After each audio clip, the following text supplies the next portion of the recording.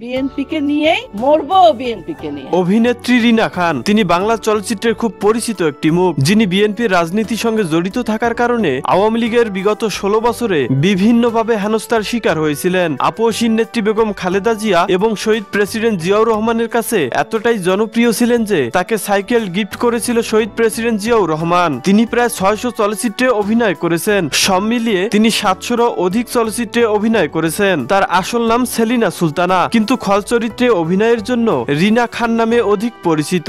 1982 সালে মুক্তিপ্রাপ্ত সোহাগ মিলন চলচ্চিত্রের মাধ্যমে তার চলচ্চিত্র অঙ্গনে অভিষেক ঘটে। খল চরিত্রে অভিনয় করলেও তাকে পজিটিভ চরিত্রেও দেখা গিয়েছে।